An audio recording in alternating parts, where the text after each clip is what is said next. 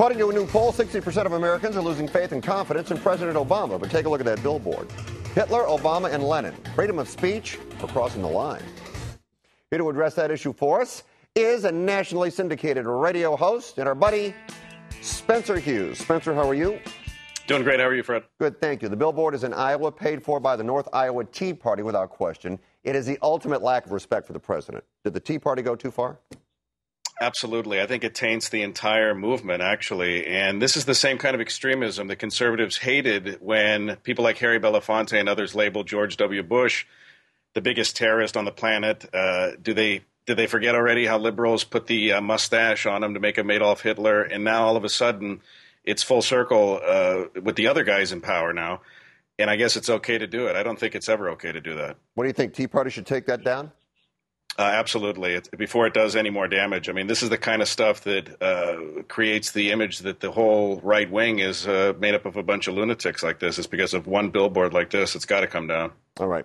You know, George Steinbrenner died this morning of a heart attack at the age of 80. It's somewhat ironic. He would die on the day of the All-Star game. He was loud. He was brash. He was a winner. His Yanks won 7 World Series, 11 American League championships.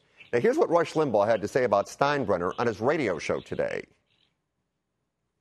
George Steinbrenner has passed away at age 80. That cracker made a lot of African-American millionaires. Everybody around him became wealthy.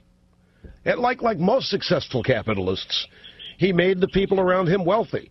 And a lot of African-American millionaires along the way. And at the same time, he fired a bunch of white guys.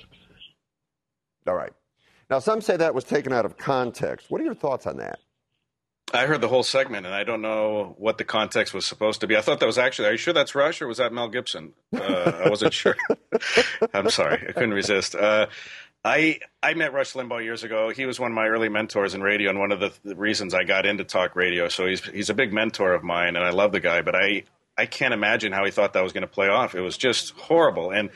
And the guy died today, Fred. I mean, to pay homage to a man by using that kind of terminology, I can understand maybe in a regular bit, in another context, with the whole Black Panther controversy, that might be funny and satirical. But I don't understand on the day the guy dies to do something like that. It didn't make any sense to me.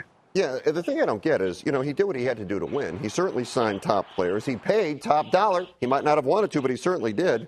Somehow I don't think that makes him a racist. Yeah, it just...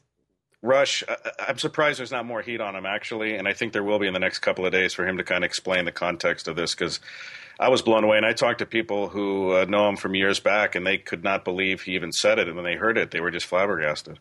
All right. Spencer, always a pleasure. Hey. Thank you, Fred. The new set at the house looks great. You look good. Look good there tonight.